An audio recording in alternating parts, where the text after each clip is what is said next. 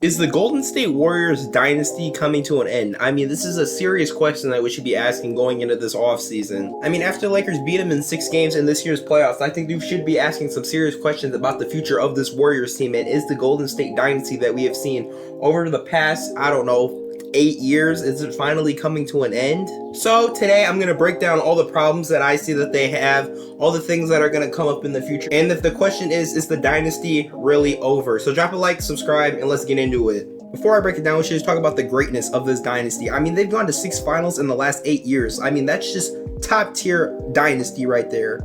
And they ended up winning 4 of those championships. They went to 6, won 4, and they lost 2. The 2 that they lost were, the 2019 one was kind of unfortunate because Klay and KD ended up getting injured, and it was pretty much just Curry, and he really couldn't do it by himself versus the Raptors. But what happened then. And then, of course, the 2016 one, we should all know, down 3-1, the Cavaliers come back. But still, 4 championships in the last 8 years is pretty good, I'm not gonna lie. Now, before I break down this roster, I do want to mention that the GM, Bob Myers, has stepped down for the team. He is no longer the GM that was here for these championships. He didn't draft Stephen Curry and Klay Thompson and all them, but he was just here for the championships, and he helped get some of them pieces that they needed to go ahead and keep winning them championships, like the little side pieces, the little role players, I guess you could say. Some of them players were really, really good and really helped this Golden State team propel them to win all these championships. Now it's time to break down this current roster. Of course, with this roster, we got Stephen Curry, Klay Thompson, Draymond Green. They've been here for this whole dynasty that they've put on, and they got some new guys such as Kevin Looney, Jordan Poole, Andrew Wiggins, also guys such as Jonathan Kuminga, Dante DiVincenzo, and Gary Payton II.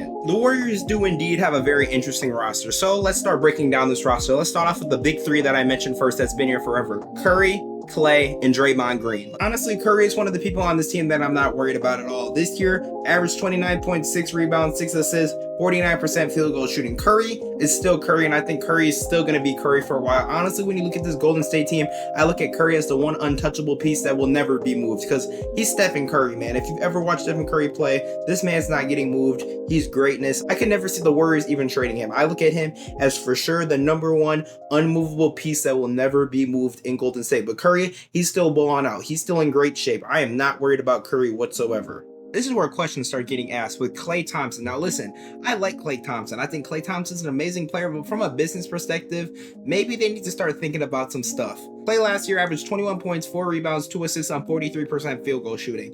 Klay was, here were some games where I was like, okay, Klay balling like a Klay usually ball. And there were some games, like there's some super questionable games, like that last game of the season, Game 6 versus the Lakers. He had 8 points, 5 assists, 3 rebounds, and 38 minutes played. He didn't do anything. So from a business perspective, whoever the next GM is probably going to have a hard decision to make with Klay Thompson. Klay this year is due to make $43 million, and next year he's going to be a free agent. The big thing that the GM is going to have to decide this year is, do they want to trade Klay maybe before he hits a free agency so they get something for him and Klay doesn't walk, or do they still want to continue to use Klay? No, honestly, as the GM, this would be a hard decision because, you know, Klay might be that player next to Curry that never leaves the Golden State Warriors. I think the Warriors might want to look at some trades just in case to see what they could get back from Klay Thompson, just to look and just see, maybe shop him around a little bit, see what you could get. But otherwise, I guess you could keep Klay for another year. If you want to give him a contract extension, give him an extension. I'm definitely not giving him a max contract, though, that's for sure. He's out of that max contract range. I don't see the Warriors giving another one of them. And if the Warriors did, in my opinion, I feel like that'd be silly. So Klay Thompson, huge question going into these future years and the question of the Warriors dynasty. Honestly,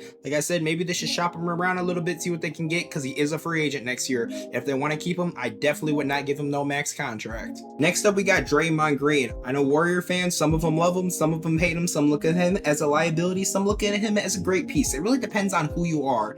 Here's the thing with Draymond. He doesn't have a contract year technically this year. He has a player option that's $27 million that whoever the new GM is going to be is going to have to decide, do they want to give Draymond that player option, have him come back, or do they want to end up trading him somewhere? It's all up to the Warriors to decide this. Next year, he is an unrestricted free agent next year, so this is going to be a huge question. Honestly, it depends what you really look at Draymond like. Sometimes this man can go out there and give you a triple-double. Sometimes this man can go punch his teammate in the face during practice. It really depends on what day Draymond wants to be Draymond and what day Draymond actually wants to play basketball or he wants to fight his teammates.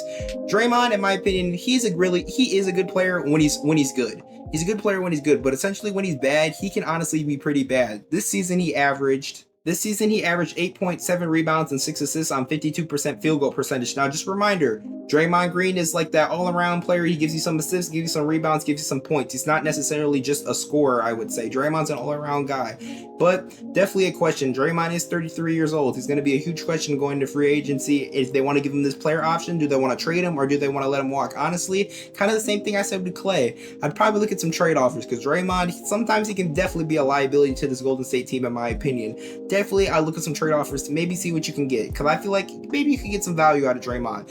A lot of Laker fans are like, oh, we want Draymond. Maybe you can see what you get from the Lakers if they really want Draymond Green. Hey, I feel like the Lakers maybe could give you some value for Draymond. It's up to the new GM to decide, but honestly, trading Draymond honestly might not be that bad of an idea at this point of Draymond's career. Alright, y'all should have known I'm going to talk about this man. Besides the big three, he's another huge question. Jordan Poole. Warrior fans, honestly, if you're watching this video, I want to hear your guys' opinion on Jordan Poole. Because this man this year might have pulled off the greatest robbery of all time. Jordan Poole last offseason signed a 1-year, $128 million deal with the Golden State Warriors, which at the time was looking nice. Jordan Poole was balling out in the playoffs, and, well, he was doing good. Until this season came around, he kind of fell off a cliff, especially in this year's playoffs. In the regular season, Jordan Poole averaged 20 points, 2 rebounds, 4 assists on 43% field goal shooting. Now, that's not horrible, but when I get into these playoff stats, you're going to be like, what on earth was this man doing? Jordan Poole in the playoffs this year averaged 10 points on 34% field goal shooting. This man was horrible, and he was kind of unplayable, to be honest with you. If you look at Jordan Poole's game log from the playoffs, you're going to be like, what? Like 7 points, 11 points, 0 points, 5, 6. He would have like one good game randomly with 21, and it'd be like 8, 7, 10. Like, his playoff stats were crazy. It looked like this man was robbed the Golden State Warriors. Now, if I'm the Golden State Warriors, honestly, I don't know what you do with Jordan Poole. Do you run it back with him? Maybe he gets like, gets it together, or do you just trade him and get some assets for him? Because he's already eaten up a big ton of the contract that you gave him. He's already eaten up a lot of that cap space. So, like, if you're the Warriors, I don't really know what you do in this situation. You're kind of in the bad spot. Honestly, like I've said to others, I might have to listen to trade offers about him to see what I could get out of him, because if Poole's going to play like this in the playoffs, he's a liability. Like, I think there was at one point he was averaging like more fouls than points. Honestly, Jordan Poole was balling out last year. We all saw it, but now this year, it just wasn't good. And now I think Jordan Poole is going to be a huge question, because if Jordan Poole plays well, he could definitely be a future to this Golden State team and maybe help propel this dynasty to make it last longer. But if Jordan Poole doesn't play like this, definitely this dynasty would definitely have a better chance of ending if Jordan Poole doesn't play well. He could definitely get traded or shipped somewhere off this offseason, but that's another huge question with the Golden State team, I would say. To be honest with you, roster-wise, I feel like those are the biggest questions about the Golden State Warriors. Honestly, there's a lot of players on this team that I think they'll probably end up keeping. Wiggins, they gave him a contract. Honestly, he didn't play this bad this year. I think he's going to stay. Kuminga and Looney showed out a little bit this year. One of them could end up getting traded, maybe packaged in a deal if they were maybe to trade Poole or Klay. Maybe they could get packaged. But I think they're going to end up staying. Dante DiVincenzo could leave as a free agent. I'm pretty certain he's a free agent. He could end up leaving. Gary Payton, I think he's probably going to end up staying unless he's also a free agent. Honestly, the one biggest thing about this Golden State dynasty is age.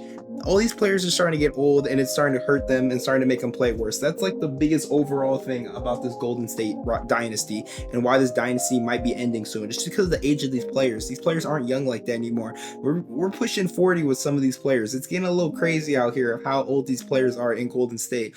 And it's just the fact that once you get old in the NBA, you can't really ball out like you used to, and it's going to hurt the Golden State Warriors. Like I said, the GM has a lot of stuff to work on this offseason, a lot of questions that he's going to have to deal with, a lot of stuff he's going to have to deal with. And the real question is, like I said, is the Golden State dynasty coming to an end? Honestly, in my opinion, I think it could be coming to an end. I've seen stuff with this Golden State team, just the age and stuff. I feel like this could potentially be coming to an end. Because like I said, the contracts and people becoming a free agent, I just don't see this really going on along for any longer. I know people said at the end of 2019 it was over and they came back, proved them wrong. That is cool. It's not 2019, it's 2023 now. The players are way older than what they used to be in 2019. Honestly, before I officially say that the dynasty's over, I would like to see what they do in free agency, but I'm kind of at that point where I'm like, well, I kind of think this dynasty is coming to an end. It's time for someone else's dynasty to maybe come up in here. Maybe they go ahead and go prove me wrong, go win a championship next year, but honestly, I don't see that happening anytime soon, really.